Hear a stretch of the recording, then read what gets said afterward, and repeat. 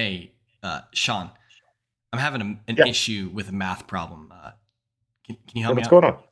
Yeah, so What's happening? I just bought something. It cost me $100, right? Okay.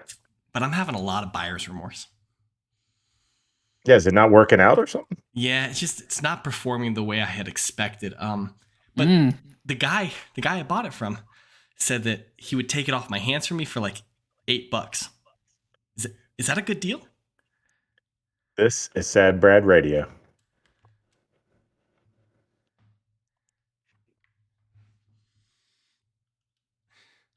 Good morning, good evening, good afternoon. Whenever you're tuning in, thanks for listening. Red Card Radio. This week it's Sad Brad Radio, but Red Card Radio is a weekly look at the Premier League from three friends who support different clubs. My name is James. I support Arsenal. With us tonight is Brad. He supports Chelsea Football Club. And down below, that's Sean. He supports Tottenham Hotspurs. Gentlemen, boys, what's going on? How we doing? How's everyone living? We're great over here. We trusted in Tuchel. down 92 million pounds. Trustin Thomas, I got you. Yeah, we got Brad loaning a player out. They spent $100 million on. And we got James signing a player that a strong wind at Stoke on Wednesday night at Stoke might take him off the field. Oh, that's So, a fair looks point. looks like Edward Norton and the Hulk before he turns green. And we got Sean hype for some backups. Yeah, That's right. Depth. Yes, I am hyped for backups. Yes, that is absolutely true. Hey James, they haven't signed a starting 11 player yet, No. but he thinks they're winning the cup. Yes. He thinks they're winning it all. Yes. we'll get into that, won't we? We will. Loyal people, what we've got on offer for you tonight. We're gonna hit some comments. Thanks for tuning in tonight because we were off last week. Got a little vacation in, re-energize the batteries, ready to go. Family stuff. Yeah, exactly. But so what we got on offer for you tonight, we are going to look at some transfers. Specifically, we're going to look at the transfers of Tottenham Hotspurs and Liverpool. We're going to kind of break down their squad, what these teams have right now, what deficiencies might exist, what they should be targeting, what we think that they should be targeting. Maybe we'll spend a little bit of their money if we have specific targets. That's why I wore this all-white Arsenal kit. I did my best to find a kind of an all-white kit because we're talking about Spurs. But I have to say, this all-white Arsenal kit looks so much nicer than anything that Spurs ever wear. So, You look like the broke Yankees. the broke Yankees. Brad's just like laughing because he feels like he's supposed to laugh there. He's just like, He looks like the referee that they wish they bought. oh wait, hold on. This is 100% of the side, and I'm getting off of my track here. But did you guys hear the news about referees today? No. Your boy, my boy, everyone's boy, Kevin Friend is retiring as well. So it was Mike Dean, John Moss, someone else, and now add Kevin Friend to the list of Wow. not being a match official anymore. It's a great day. Sounds great. You guys know how I feel about Kevin Friend. But It's like you feel about every other ref. yeah, they're all bad. They're all bad. Okay, let me get back on track though. Okay, so after we do all that, talk about the Spurs, talk about Liverpool is the other team we're going to talk about. That's really what we're going to hone in on today. We're going to try and be hyper focused on those two teams specifically. So, maybe this will be a little bit of a scouting report for you if you're an Everton fan, or, if you're a Spurs fan, you can get in the comments and let us know what you think. If you're a Liverpool supporter, Jimmy, let us know what you think. But before we do any of that, if you're new here, welcome to season 3 of Red Card Radio. We're going to be here all throughout this next year and beyond. So if you're new here, if you hit that subscribe button, hit the follow button, leave us a comment. If you're on YouTube, hit that sub notification bell. Let's trick the algorithm together. We're really about Operation Trick Google. That's our thing here. Leave us a comment, rate us 5-star on Apple Podcasts. All these things really help us. We're trying to grow this podcast and help reach new people in the footballing community. And that would really help us, and we really appreciate it. And I think that it might keep your life nice and inconvenient. Right, Sean? Nice and Yeah. convenient. Yeah, you're nice. Yeah, and I'm gonna. convenient, you know. Yeah, yeah. Uh, you don't want to be mildly inconvenienced. Because if you don't like, subscribe, rate, and review, and I'm gonna do something a little different this week because you should have already liked, subscribed, rated, and reviewed. So those who haven't, I'm going to give a spoiler. This may happen to you. Oh, You may, Brad. You have heard about the All or Nothing coming out Oh yeah, for I Arsenal. have. Yes. Here is a spoiler for that. If you haven't already liked, subscribed, rated, and reviewed, here is the spoiler. It's nothing. it's nothing. That's true. All or nothing. It's nothing. It's nothing. It's Hold on, Sean. I'm confused. What did Spurs win anything last year? Fourth. Nope. Nothing. Fourth. Okay. Oh wait, Dang, they got the Arson trophy. Brad, did Chelsea win anything real last year? Yeah. Yeah, we won a couple of things. Club World Cup. Did you win anything real? Yeah, we won the Super Cup and the Club World Cup. Okay, I didn't think so. You won the European Community Shield and the FIFA Community Shield. Got it. Understood. Yeah. I mean, as a trophy, I would count those two. So, I can't hate. It's not an Audi Cup. Very true. It's Count not. it. Or a Florida Cup. No, we don't count the Audi Cup. Where are we? There's Comments. We're 6 minutes in, and I'm already confused. Comments. Let's talk about comments. You guys want to do comments? Let's do it. Yeah. Let's do it. All right. So Jimmy, this is Jimmy's coming in reference to your little find out how much James and Brad don't know about the U.S. men's national team bit from 2 weeks ago. Yeah. Jimmy also got all of them wrong. So okay. So it was fun for the viewers. It was fun for the viewers. He guessed the baseball player correctly. Well, semi-correctly. Yes, I'm going to give that to him. Yeah. He was recently traded from the White Sox to the Pirates. So yes, that I will give that to him. Will apparently got one of them right. The guy that played in Italy. Will gave commented on the back end of that, and apparently he got the guy that played in Italy. So I didn't copy and paste that. I just left that where it was. His real meat and potato comment. So Jimmy says this. He says, 100% agree with Sean. Both of us said at the beginning of the season Lukaku was a bad signing. He had one good season at Everton, and I don't remember him doing much of anything against the top six. Think about it wasn't until he left the club when Everton was finally able to beat Liverpool again. Another note, I'm excited to see Gallagher come back to Chelsea and see how he does. I thought he was great. He was a great player this year. Conte has been one of the best players in the world for Jimmy in the last few years. However, he's getting old with constant fitness issues. Jimmy would sell Conte over Jorginho if you couldn't keep one. Personally, Jimmy would keep both of them and try and work out new contracts. So, a couple things there. Let's start with the Lukaku thing. Okay, our joke at the beginning of this podcast, Lukaku is not officially loaned back to Inter, but for all intents and purposes, Lukaku is going back to Inter. It's a straight 1 year loan, no option to buy, no obligation to buy. It's an €8 million loan fee that Inter will pay to Chelsea. Brad's going to say that Inter are going to pay his wages. I've not seen that confirmed anywhere, and I've looked. Brad's going to claim it. It's probably true, but I can't confirm it for you. But I'm pretty sure Nazar had it, and he's tier 1 for Chelsea. Let me double check though, because I heard that too. I read that somewhere, but let me find out. I looked at this isn't NFL Live where we get to watch Adam Schefter look at his phone during trade deadline day. So right, we're gonna move on. Yeah. But either way, we can start with that. Yes. So Lukaku, clearly a huge disappointment for Chelsea last year. What's crazy is, by any other standards other than it, you just have to factor the elephant in the room of $100 million. Yeah. Had an okay season. It wasn't awful. If he was if he was 40 million pounds, you'd be like, yes, you'd be happy. You'd be okay. Yeah, maybe not happy, but you'd be like, all right. He'll get better next year. He'll get better next year. Yeah, is what you would say. But for 100 million pounds, and I think the bigger issue with Lukaku was the interview that he gave in December. Yes, that's what started it all. That's the problem. Mm-hmm. So, Sean Stradamus almost got another thing right. You said Chelsea meltdown. You said Chelsea meltdown. Chelsea meltdown. Almost got it. Got it. Well, look, this is brand new territory for Chelsea because normally Chelsea sides with the players. And so I'm loving these new owners that are like, no, Tommy Tuchel, if you want him gone, then we'll send him gone. I mean, I think you guys were going to sell him even if Abramovich, or you guys were going to get rid of him even if Abramovich was the owner as well. Right, but they're picking. Yeah. Typically, they would fire Tuchel and bring in a new coach. Yeah. And maybe Lukaku was banking on that.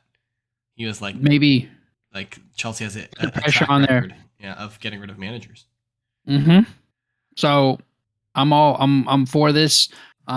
Whatever Tommy T wants, let's get it to him. Yeah. So if Lukaku's gone, then cool. Let's keep it moving. And Bully, for I don't even think you two know much about baseball. Maybe just enough. I'm talking in depth, not much about baseball on a surface value. I'm talking in depth. But Bully has never shied away from spending money in LA if he needs to. Yeah. If he needs to bring in a big player, if the GM says, "Hey, we're gonna need another bat in this lineup to make a deep run," Bully's like, "Say less. We'll go do it." Because there's no cap in baseball. He's like, "All right, we'll bring him in." Will they pay a tax? Don't they? Isn't there? Yeah, there's a luxury tax. There's a luxury tax. He's like, "Don't worry about it. I'll pay it." Yeah. So, but the thing about baseball is, in American sports, it's different because you're not paying like a cash purchase fee. You're trading. If it's in the middle of the season, you're trading players. Generally, you're trading minor league prospects or some of your major league players. But it's generally if you're going to go out and get like a Juan Soto at the trade deadline, you're trading a bunch of minor league prospects. What you're doing is trading perceived future value for current value. Is essentially what you're trading. But when you say they're not afraid to spend money, what you're talking about is when they go sign the dude from the Braves, Freeman. When they signed Freeman in the off season for however many hundreds of millions of dollars it was. We got to get a better first baseman. Okay, $300 million for 10 years. Don't worry about it. Exactly. Got it. But that's not something that you're paying right away. It's $30 million a year. You can kind of amortize that cost a little bit differently. Whereas like in but when it's every position, he doesn't care. You also do amortize in, like, it's shown up front, but it's amortized over seasons. Yeah, of course. But there's accounting techniques and like payment structures and things like that. But what I'm saying is that like you have a payment to the club for their player, and then you also have a salary that you're also paying to the player. Correct. But these salaries aren't ridiculous. Like, it's not $30 million a year. Yeah, it's 8 mil, 12 mil, 10 mil, 2 mil. They're not baseball salaries, so I get that. But baseball salaries are all 100% guaranteed. I think soccer. I think soccer is too. Football. Yeah, but if you sell them, you could sell them at any time. Correct. True. Yeah, so like it's not 100% guaranteed. Assuming that the player that you're selling can come to an agreement with the new team. Exactly. Yes. Yes, there are some differences, but guaranteed contracts are one. But baseball is probably the closest the salaries come. Yeah. No, probably not. But baseball is probably more because the high end all the high end players make basically what basically what Lionel Messi and Ronaldo are making. If Lukaku was a baseball player, he would have been making 25 to 35 million a year. Yes. Just off name recognition and like what he could potentially bring. Mm-hmm. Yeah. So we've gotten off this. Conor Gallagher. Conor Gallagher. I mean, I think everyone can see that he's a talent and that like he should. Oh yeah. He should be good for you guys next year. Oh yeah. I'm comfortable with the Gallagher Kovacic starting, and we can save Conte for the big games. We can rotate him out as his fitness issues are humongous. And I'm okay with moving Jorginho on. I think I agree with Jimmy. I probably would sell Jorginho over Conte, but if we sell Jorginho, then we're keeping Aspie. Like, one of those has to stay because those are our two club captains, and I think having that much turnover in the club in one season is tough. Not just from like player quality value, but from like a leadership value. So I think that's going to be the decision there. Maybe it's because Arsenal have had such weak captains recently since we got rid of Vieira, since Vieira left in like 2004.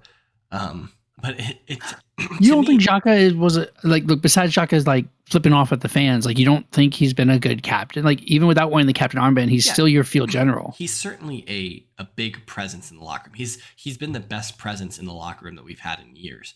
But maybe that's why I don't rate, like, when you say we have to keep Azpilicueta or Jorginho, we can't lose both of them because we're losing leadership. like, why isn't Mason Mount just stepping up?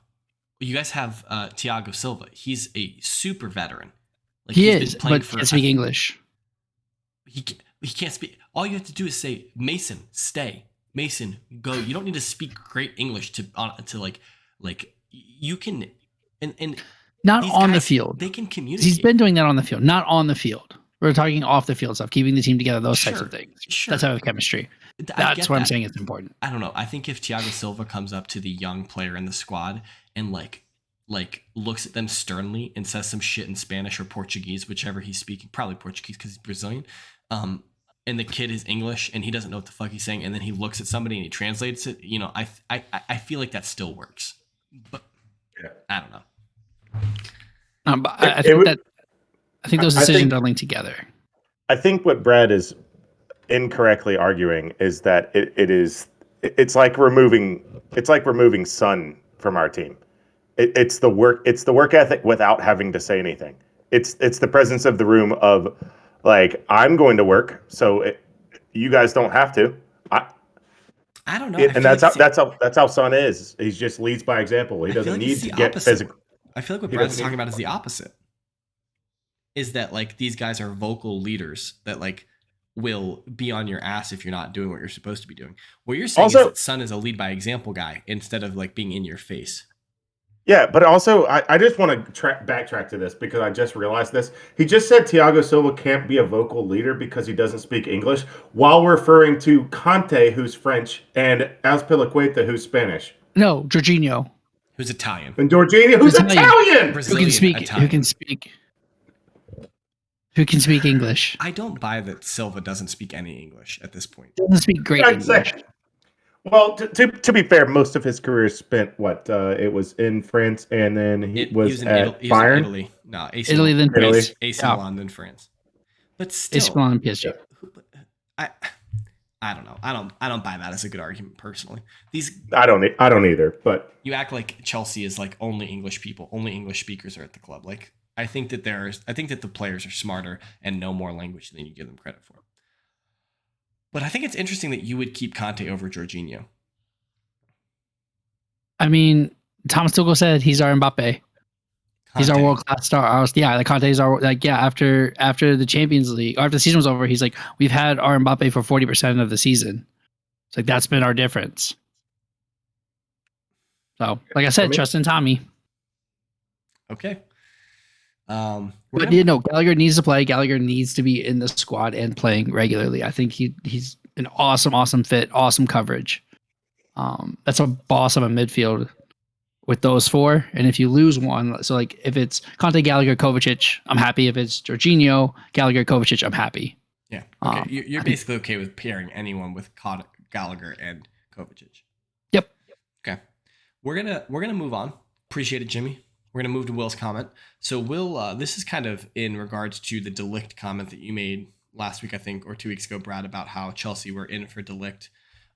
So Will says, I don't doubt that De Ligt could be tempted away from Juventus. Word is he's requesting a lower buyout clause before agreeing to sign a contract extension. But more generally regarding Chelsea, is the general consensus that they're going to remain an EPL Champions League challenger without Abramovich at the helm? Are the new owners willing to use his methods to keep the club fighting for trophies? And if not, is there any reason to believe that they have a system that will maintain competitiveness? Also, FIFA recently enacted restrictions on the number of players that a club can have out on loan. The impression I get from the podcast is that Chelsea heavily utilized player loans. How much will these new restrictions affect them? A few years ago, Juventus created a U23 team that plays in Serie C in order to rely less heavily on player loans in addition to regular youth teams. What options do English teams have?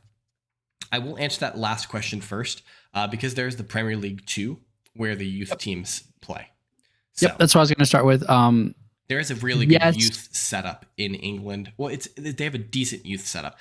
I know in like Spain or Italy, I guess, the youth teams could play in the division right below. So like you could have like a Barcelona B is in, I think, the second division of La Liga. So is Bayern. Bayern B is in Bundesliga 2. Yeah, and I think that there's restrictions, like you can't have two of the same, like so that Bayern 2 could never win promotion to the Bundesliga. So, but England has a I guess for those purposes, you don't really necessarily want that either. Correct. You don't.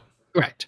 And to Sean's Will's question on that, yes, we have previously relied on player loans a ton, but that's why we had a U23 game against Tottenham. It was the last game of the season, and we needed to win in order to stay in Premier League 2, which is a much better competition than dropping down to like whatever that second tier of U23 teams. So it was a really, really big game. Like the whole squad came out, all the senior players were there. I think even if we had people that were eligible, they played there instead of playing for the Prem team. Like I know Chaloba started for the U23 team instead of starting Chelsea's second to last game or last game when he probably should have. That's so dirty.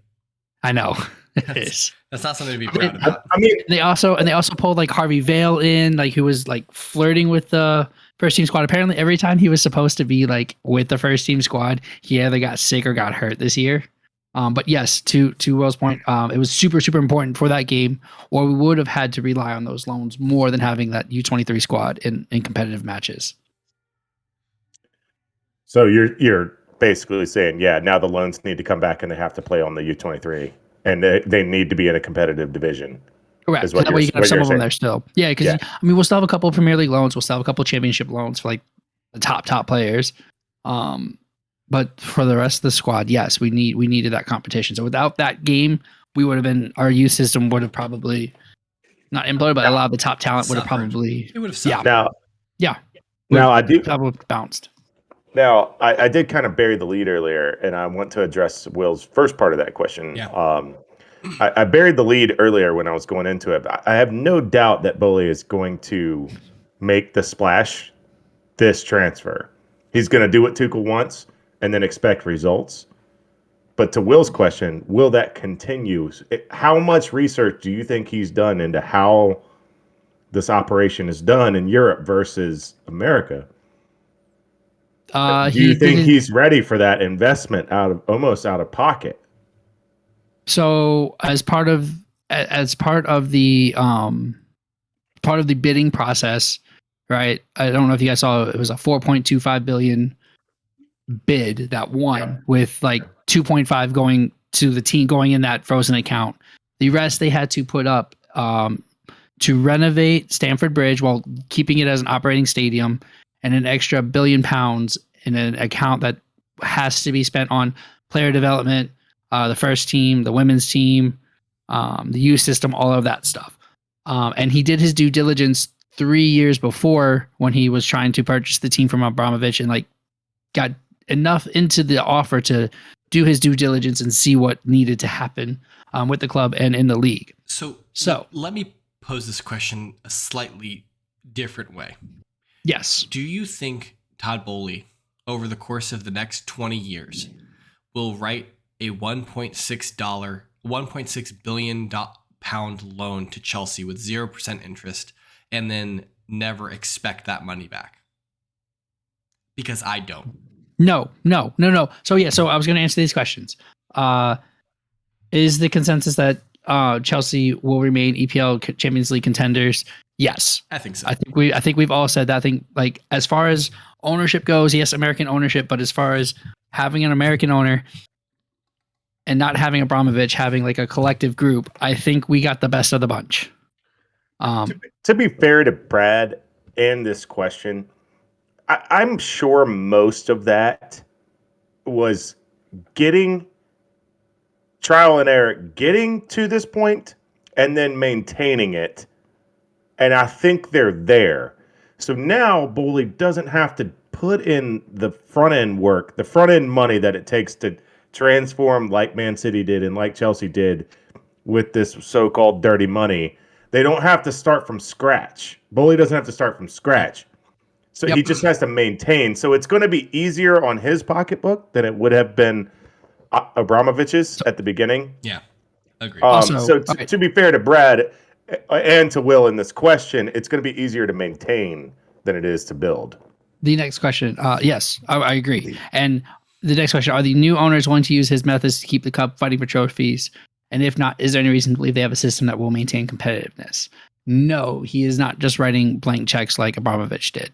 No, he's not going to But do that. they do have a process. They do have a mold that they want to follow.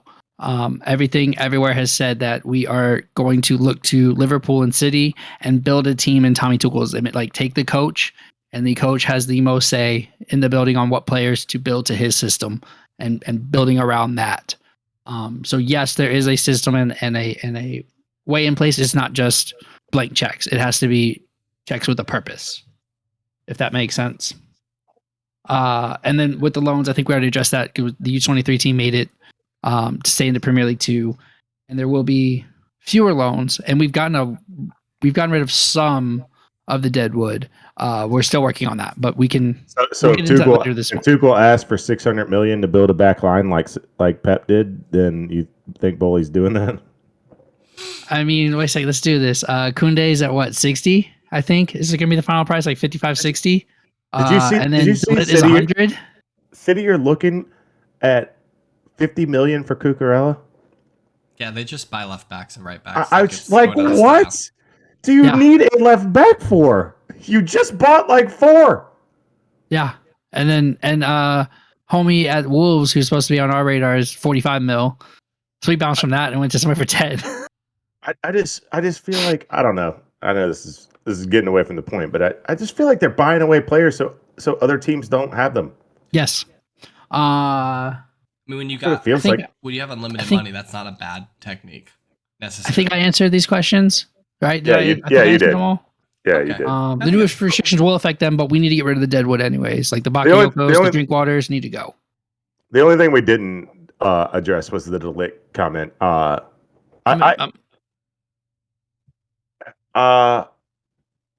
De Ligt trying to negotiate a lower buyout is probably troublesome to a Juve fan, I would imagine.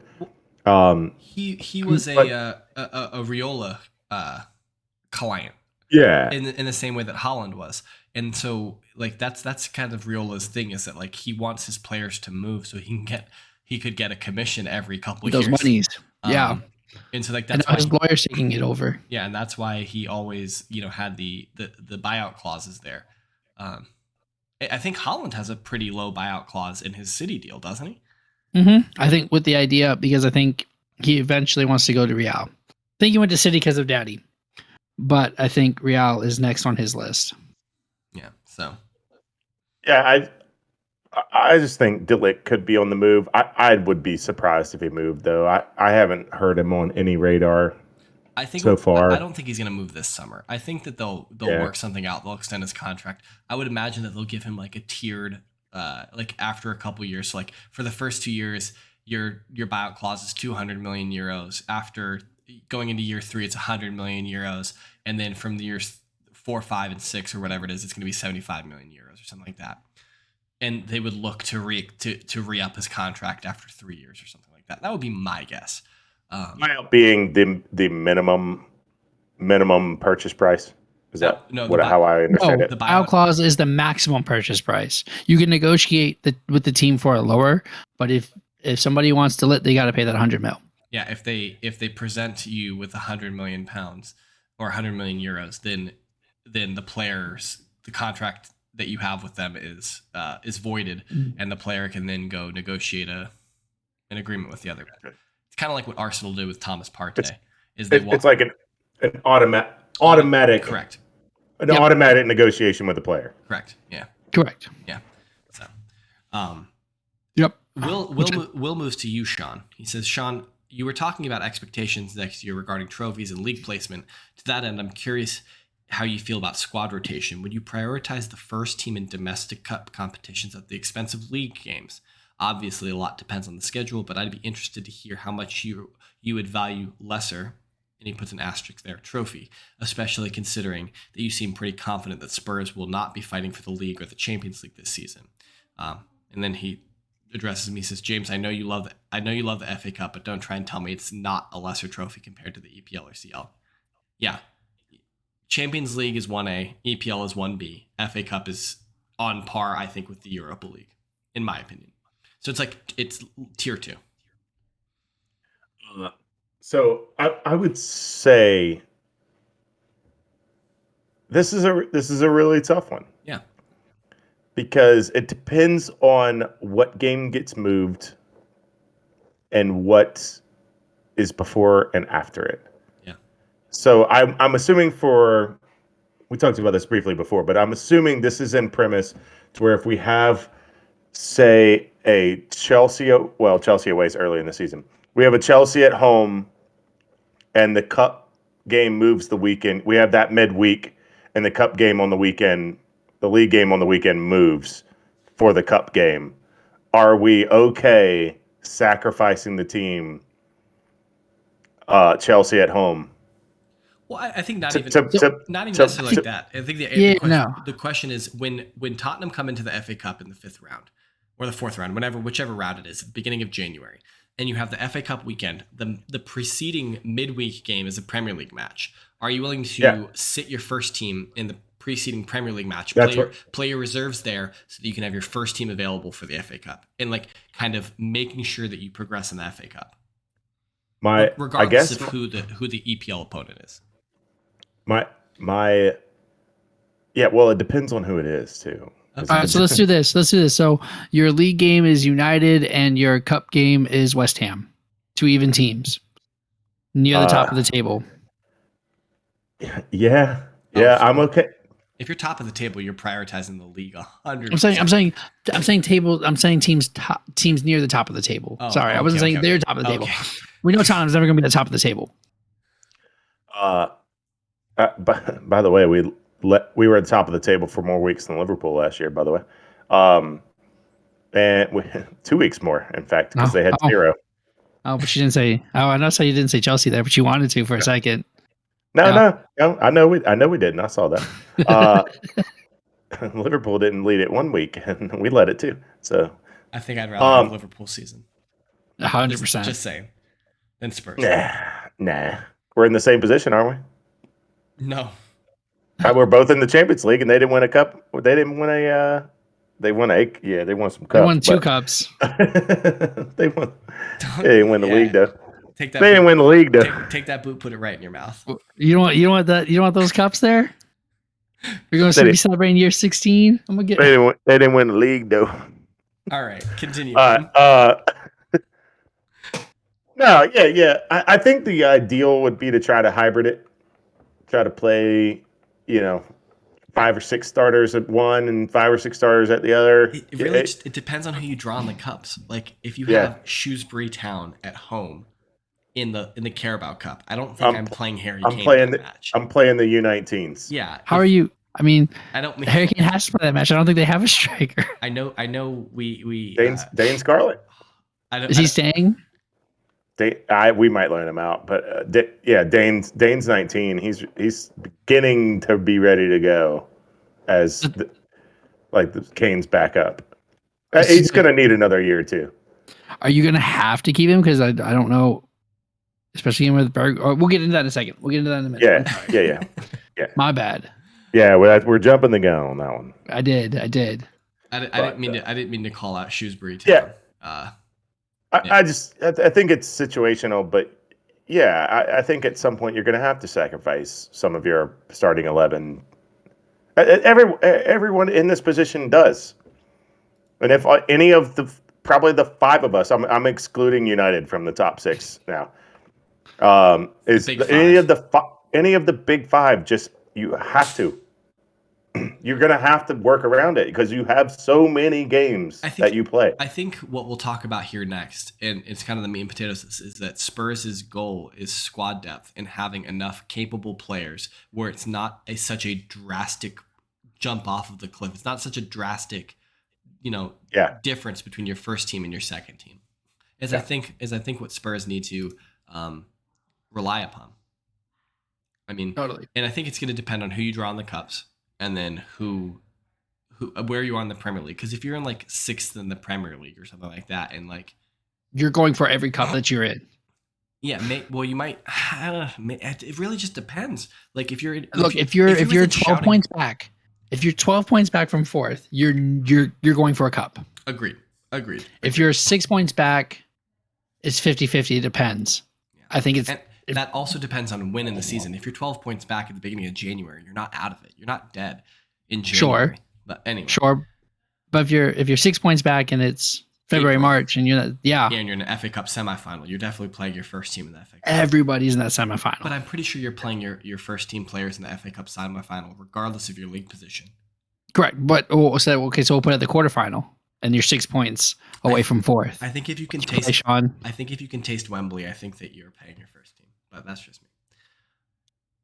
Transfers? Yeah, you guys want to talk about transfers? Yeah, let's get into this. Let's talk about Tottenham Hotspurs. That's where we're starting first. So, Sean, I think we kind of defer to you a little bit here.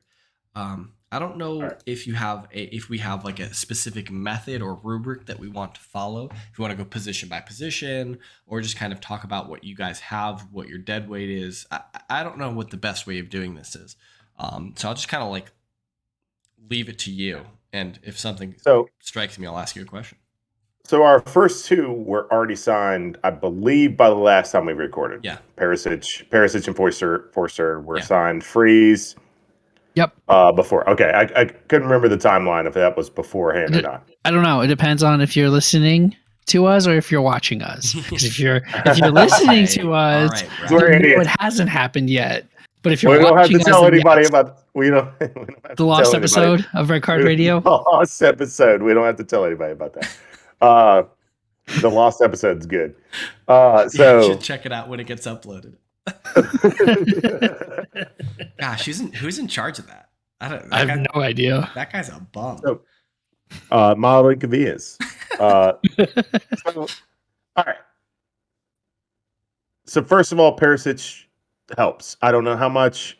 He's going to be a first team left wing back for sure, and he's played under Conte. Yes, at Inter. Yes, right. Yes. Yeah. All right. I'm not making that up. All right. Or was it? He didn't play under. Did Conte coach at Juve? Yeah. When Perisic was there? Yeah. So he played under him there too. No. Perisic wasn't at Juve. No. Perisic played for Juve, right? I don't believe so. Am I an idiot? I think so. I mean, yes, you are, but I don't know if you're wrong about this. We're all looking at this. You're wrong. You're wrong. He played for Bayern. Oh, he played for Bayern, Inter, Wolfsburg, Dortmund, Club Brugge. Dortmund, Bruges. Okay. Say that first team, Brad. Say that first team. Bruges. No. Sochaux? The one before. Yeah, there you go. Thanks. Sochaux. Oh, sorry. Anyways, all right. Yeah, so Conte getting this player, I guess. Yeah, we're gonna be good on that side. So now that has hopefully a rotation of Reguilon behind that, who I would like Reguilon to learn from. Forster is now depth because we got rid of Golini. I can't remember if Joe Hart is on loan or if we just sold him to Celtic. You sold him. Okay. Yeet. All right. So we probably need a young third in there. I don't know if we have a academy coming up. There's a guy listed on your website named Brandon Austin. He wears the number 40. Oh, Austin. And Alfie Whiteman you also purchased. Alfie Whiteman, yes. Okay. Brought back. Yeah. So we'll probably get loaned back out. One of them will be back out. I do. Alfie Whitman, yeah. I do remember that name. So on to the big one. Yves Bissouma. So that's a solid signing I didn't see coming. Of course, Champions League, of course he's going to say it too, that Champions League played a big role in his decision to come to Tottenham. But getting him for $25 million as probably one of the top 5 to 10 center defensive mids in the league playing at Brighton. That's a big time deal right there. Which scares me so far. We have got 3 players. We were told there was a $150 budget. We've gotten 3 players for $25 million. And now we're talking about swap deals with Atletico for João Felix. Is Paratici running the show or is Levy running the show? No, I'm a little scared about it, but this $150 stretched real far. $150. Did I say dollars? You said dollars. You said okay. You said $150. You didn't say $150 million. But you just said $150. Are which was they funny. including Romero's purchase in that too? Because if so, then you're at 75 mil, which I still think is a great deal. I'm still with Yeah, you. Romero is a good one. Yeah. Did we complete that? Because I know Kulisevsky, we extended the loan. Well, yeah. Gosowski, it was a 2-year loan, which you had Okay. to buy at the end of it, Well, but it's already obligated to buy. So no, Okay. Kulisevsky was a 2-year loan, but after the first season, there was an option for a bigger amount than after the second year, which is a lower amount. We're never going to do. Why would you ever do that? So, Yeah. yeah. So Anyways, all right. So yeah, I'm good with that. I think the Romero price tag does get lumped into that 150. I don't think the Kulisevsky one does. That's just my gut feeling. Yeah. So I'm still good with it. Getting those 4 players, and then possibly Eriksson for free. So you lump in 5 players for 75 million. I'm good with that. Okay. Well, then let me throw some spitballs at you. Bergwijn is gonna be gone. It's going back to Ajax. Yeah. You said last week, I'm not happy about that. You said 2 weeks ago that you would get rid of Lucas Moura. So, I think only on age. Okay.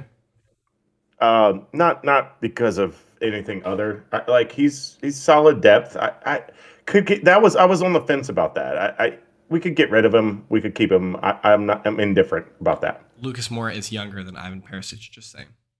I'm well aware. So are you saying he's young? He might still retain value. You could get a good transfer fee for him. Is what you're saying? No. Oh, okay. Okay. No, You just want him gone. All right. So I think we're all agreed that you guys are solid at goalkeeper. Solid on the left. Yeah, Forster's a great backup. Great backup. So who's your starter on the left? Hold on. Which one's your starter? Is it Perisic? Is it Sessegnon? Or is it It's Reggie? It's Perisic. You don't sign At 33. Yeah. You don't sign him and not start him. Okay. Yeah, it's Perisic. And then Sessegnon, Reguilon you can alternate them. It doesn't matter. But you're excited for Perisic from the Farmers League? He's got No, I never said I was excited about it. You said he's the. I'm excited that it's free. Does Busuma start for you guys? That's the tough one. Is all of I beefed with Spurs Twitter for almost a week now, of everyone just booting Bentancur and Højbjerg, and Højbjerg's on the chopping block. He's getting sold. No, the point of having all of them, is that we have Skip, Bentancur, Højbjerg, and Basoma. That is the point. So we could rotate any of the 4 at any time, and they all mostly play the same way. Bentancur and Basuma are better outlet passers. Skip and Højbjerg are better defenders. Okay, so what we're saying so far, because Forster's clearly not starting, right? We're about 2 center backs and a right back away from our defense being shored up. So no, that's not what I was saying. So Forster's not starting. Busuma's not starting. Perisic is starting, and that's the one you're least excited about. And you said you're happy with this. Yes. Well, Brad, you have to remember that over the last year, Sean has always been saying that Tottenham need depth. It's not that they necessarily. There were certain areas that he thinks that they can upgrade. I'm sure you would gladly take a center back upgrade over Eric Dyer. I'm sure you would, if there was one available. I don't really know if there is one available for a reasonable amount of money. Yeah, and that's the second one we buy, because the first one we're going to... Oh, wait. Did your mic cut out for you? You might just die there, but I think you said Ben Davies, right? You want Ben Davies out of there. Yeah, is it back? Yeah, it's back. Yeah. I think you got too excited and it popped off. Yeah. The first one we're going to replace is get Ben Davies back in his natural position, which would be over on the left. Which then is 4 left backs. That's fine. Who's getting sold? Who's getting sold from that group? Because clearly you could probably play Reguilon behind Son. You could probably like play him like if Sun went out, Regulon's probably the one, or Sessignon could. Sessegnon's played that winger role before, I think. But Yeah. Perisic is playing that role. Or Perisic. You have 3 players that could play. Sun could play either wingback or flip with Sun. Well, not flip with Sun, but if Sun needed to be out or he got injured or whatever the case may be. Okay. Is your depth. Okay. When you said play behind, I thought you meant like actually on the pitch at the same time. In the depth chart. Yeah, okay. I see what you're saying now.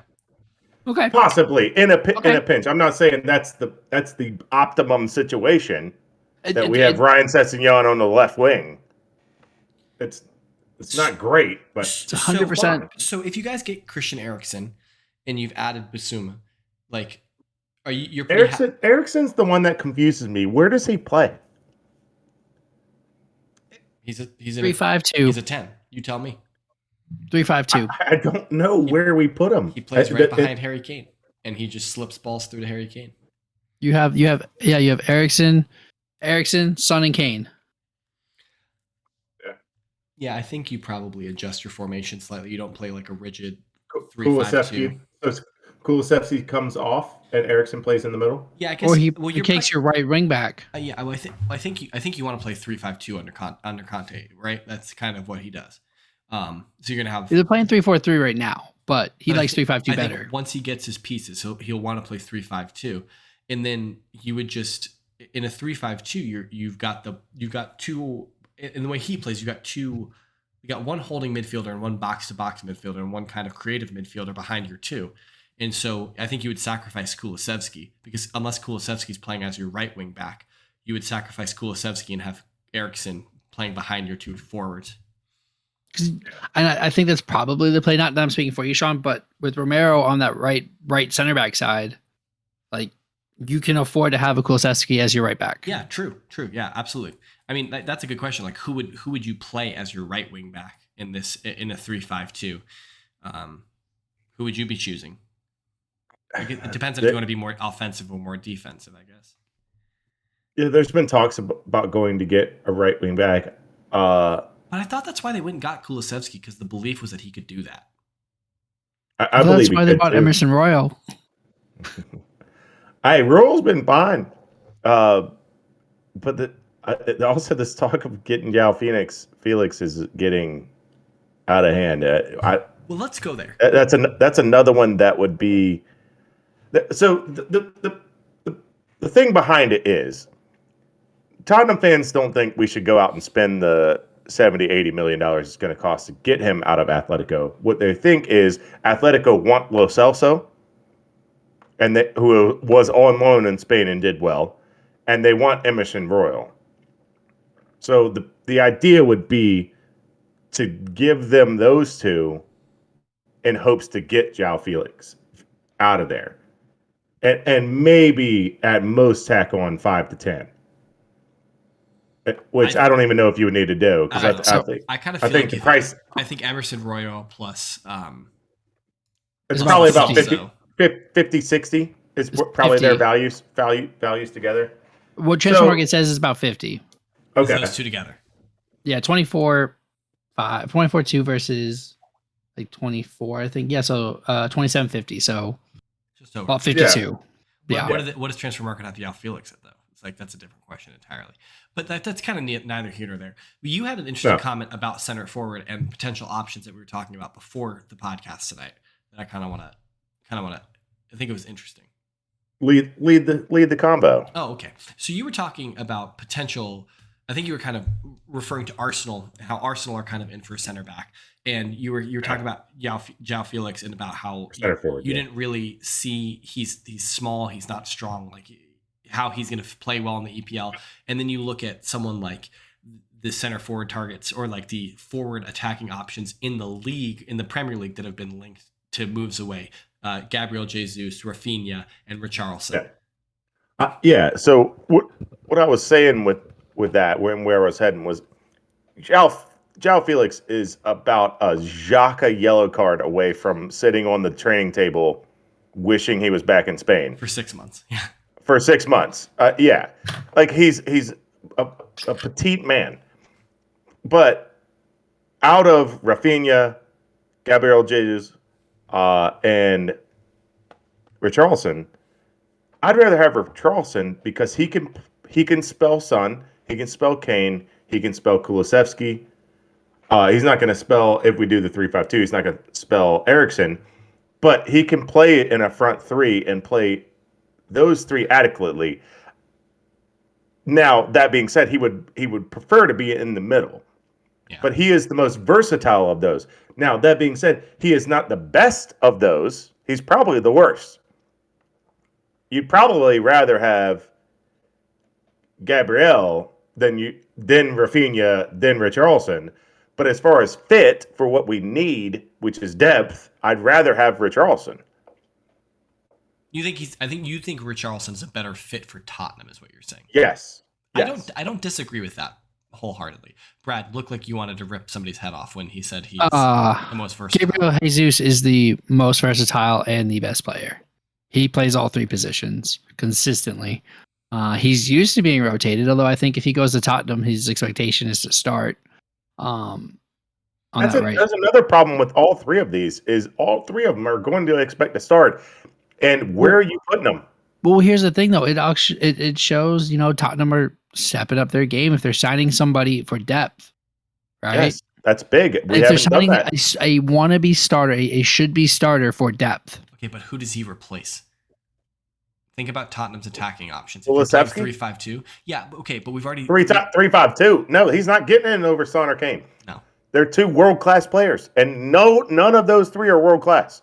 I agree, but Jesus is your best backup you've ever had for either one of those positions. Ever. If you guys want to laugh, our best backup for Harry Kane was Fernando Llorente. Yeah, Llorente was pretty good. He was a really good deputy. He was good. That's the best we've ever had.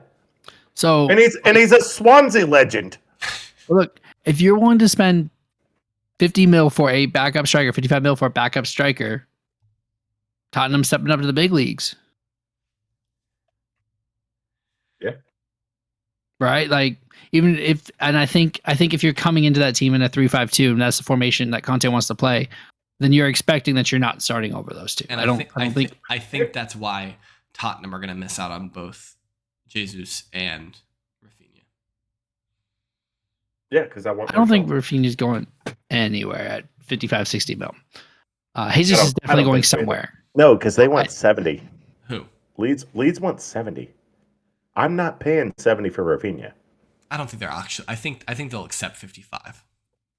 Do I think Rafinha is worth 55? I'm not sure. At 25, he's a steal. Yeah. But their buyout clause, if they've gone down. All right, Brad, if we're throwing out numbers at 7, he's a steal. What's this 25 so you're talking about? His buyout clause, if Leeds were relegated, his buyout clause was 25 mil. Oh, okay. And that's when everybody was getting hyped for him. That's when Barca was in. That's when Chelsea was in. I think that's when Arsenal started in. Barca doesn't have 25 mil to spend on anybody. Okay. They're in for Lewandowski. Don't let them fool you now. So let's kind of put a bow on Tottenham. How do you feel about? Okay, you guys have had some signings. You guys are linked to some signings. If the transfer market were to end today, and you have what you have today, how do you feel going into the season? Not good. Not good. Okay. No. If the transfer market ends in 2 weeks, if the transfer market ends when the transfer market ends, and you get all the players that you guys have been linked to, I'll give you Eriksson, I'll give you a new center back, and Richarlison. How do you feel? Give me a right back. You want a right back too? In case Kulusevski doesn't work out there, if that's the plan. You feel really good? Yeah. Yeah. Okay. I feel like Conte was backed. And do I trust all these players? I don't know. I haven't seen him play. But do I trust Conte? Sure. Yeah. If the board backed him and got him what he wanted, yeah, I'm ready to go into August and see what's up. Okay. All right. Are you winning the league? Are you if this window happens? You know what? You're going in and out here on this. I know, because I was gonna say the other one. If a frog had a glass ass, it'd only jump once. There's a whole lot of ifs going on here. All right, well, we'll cross that bridge. But yes, I think Yes. I think that if you get those signings, you're If first we week get in back, August, you're going to be like, we're going to be in it. yeah. Okay. Let's talk about Liverpool. Liverpool is the other team we wanted to highlight tonight. We're going to kind of take two each of the big six each week, and then in a month from now, we're going to pick a couple other teams that we talk about a lot on this podcast. I'll leave that for loyal listeners to kind of think about who we'll be talking about after we talk about the big six. But let's talk about Liverpool. I think we're not going to be able to be as in depth necessarily about Liverpool as we were about Spurs, because I don't think we necessarily have a good pulse on what their academy is doing and things like that. But let's kind of take them position by position. They have arguably the best goalkeeper in the world. They're good. Yes. Right. They have Adrian as backup. He has been, I think, So fairly decent. That's a force. I think Adrian's gone. You think Adrian's gone? Well, what I was going to say is that he's been fairly decent, but then also they have the Keller guy who came in. Kelleher came in and played. I think that won the FA or the league. Which one won was both. it? Won both probably. I think he won both of them. Yeah, so they're fine at goalkeeper. Yeah. Defenders, I think they're fine at center back. Like let's Van Dijk, Konate, Gomez, Matip. I'm good. They're good. They got a couple of kids coming up too. Right and left back. Fabinho's also played center back for them at a point, and he's a very able backup. Yep. Well, they also have Nathan Phillips as like their young kid coming up. Reece Williams. Yeah. Reece Williams is coming. Yep. So they're fine on that. Now right back's the only thing I think is in. Okay. Left back is what's in question. With Robertson and Tsimikas. Tsimikas. I think Tsimikas is a fine backup. He's fine. So that's the only place I could see that you might need to add depth. Are you saying barring injury? Are you talking about like upgrading Robertson or? No. Okay, I'm not talking about upgrading the starting lineup at all. No. Okay. Just adding depth. But they're fine at right and left back. Got it. Yeah, I think I agree with you. I think if you talk to Liverpool fans, I think that they would say that their biggest area of concern would be their depth in midfield. But that would be my guess. Yes. Yeah. Because Jordan Henderson's getting old. Yeah. He's 33, I think. He's pretty old. And then you've got Thiago. That's getting he's 31. I have no idea how old Thiago is. He's 31. Okay. Yeah, getting a little up there. So that would probably be where you need to add some depth. Of course. I mean, I think it depends on you still have Fabinho. Yeah. That being said, they replaced the center forward. That was their first signing. So they do have Nunez. Yeah. Yes. On that is already signed, done. Left winger Minamino is out. Left winger Sane. Right. Mane is out. Yep. So they have depleted the left wing. They all trust in Diaz, is what Liverpool has done. And Jota can deputize over there too. Yeah, Jota can play on the left of the front three. So I think Origi's also gone as well. It seems that Firmino is kind of on his way out as well. I think the starting lineup is probably going to be either Luis Diaz or Jota, Nunez, and then Salah, right? Yeah. So here's the question, though. Do they pay Salah what he wants, or is he walking for free? Oh, you signed him a new contract, right? They haven't yet. It seems to me that they will come to some sort of arrangement. I think you pony up for that. I mean, 100% you have to, but you have to pony up for that. But do they? I don't think they pay him $400,000 a week. At 30 years old, as a right winger, he just won the Golden Boot.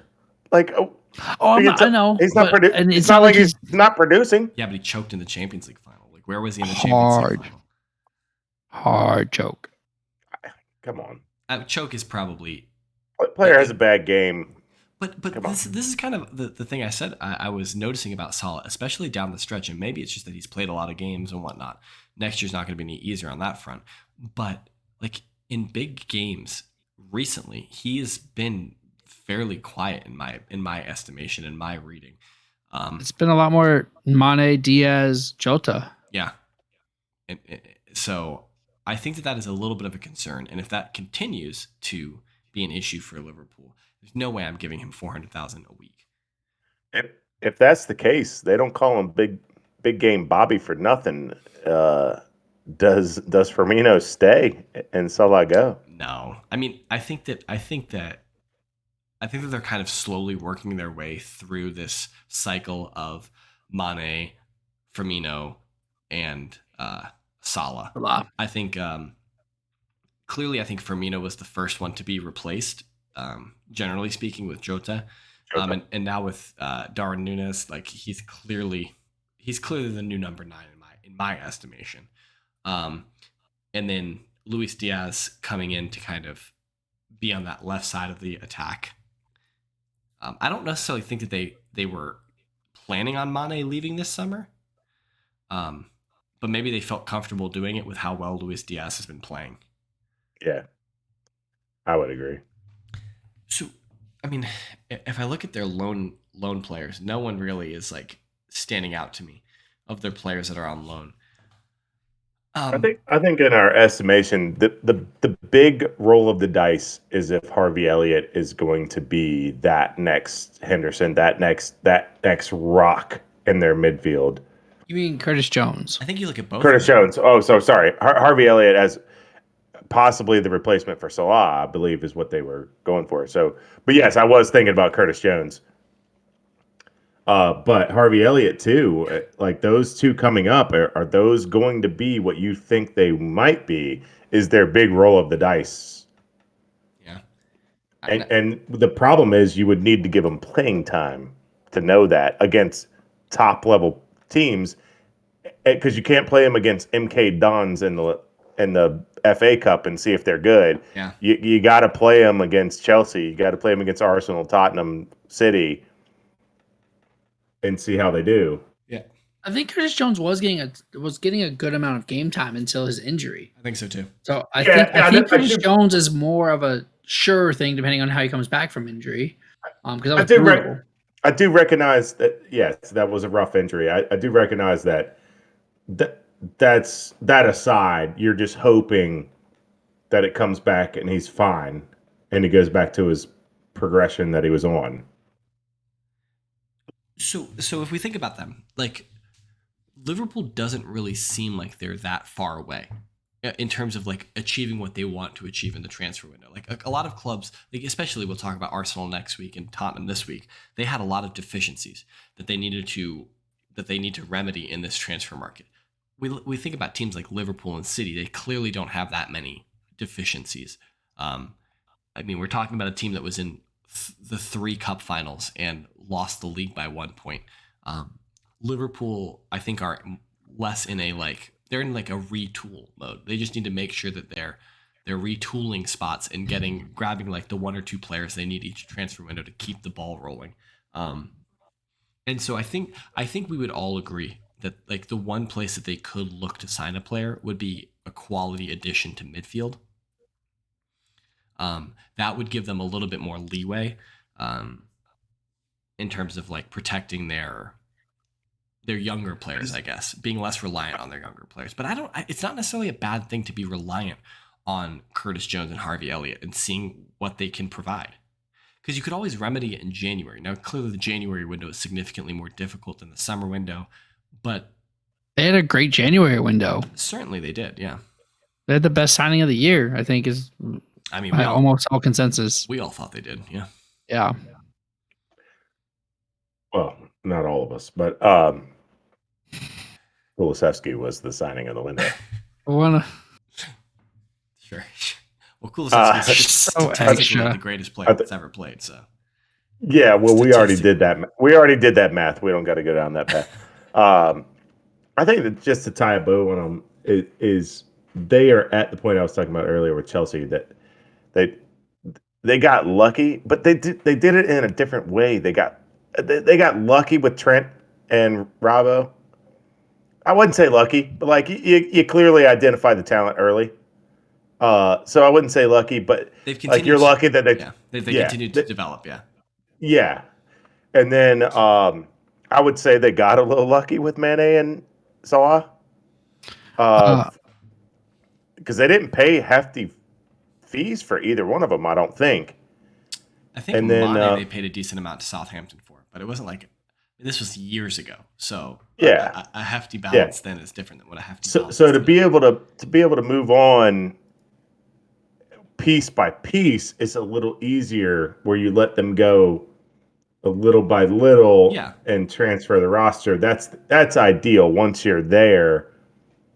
Same as Chelsea and Bully. So I think they're in the same position that they're just trying to turn over one stone at a time each transfer year. Yeah, I think that's fair. All right. But yeah, I think that's it. I think that's all we really wanted to address this evening. Were these two clubs? I think next week we had kind of talked about doing Arsenal and Manchester United. Is that still? Yeah. yep, I think Yeah. It still works for me. I'm down. yeah. Good. This will be the meme week. The meme. All right. What do you mean, Brad? The meme week. Oh, sorry, the Europa League, the Europa week. I'll be a little bit gentle. The Europa week. Okay, Brad. I see you. I see you. But yeah, so really appreciate everybody tuning in this evening, or this morning, or this afternoon, whenever you're listening. But if you're still listening and you were waiting until the end to decide whether or not you wanted to subscribe, you should definitely do that. Hit the subscribe button. Comment, leave us a comment. Tell us what you think, especially if you're a Spurs supporter, a Liverpool supporter. Let us know what you think about what we're saying. What do we have right? What do we have wrong? And then share it with a friend. If you are a Premier League fan, football fan, I'm sure you have other fans who are Premier League fans who are football fans. Share this video with them. Let them see what we think. That would really help us. We really appreciate it. And then that way, they'll get the spoiler for the All or Nothing documentary. They'll know that it was nothing, right, Sean? Nothing. It was nothing. Nothing. Hit us up on YouTube or on Twitter, excuse me. Follow us on Twitter. That's at KSBradG. That's at Whiteheart_Sean. I am at James Tiffany. We collectively are at redcard_radio. And until next week, where we'll talk about Arsenal and United, we really appreciate you tuning in, and we will see you soon. Good night.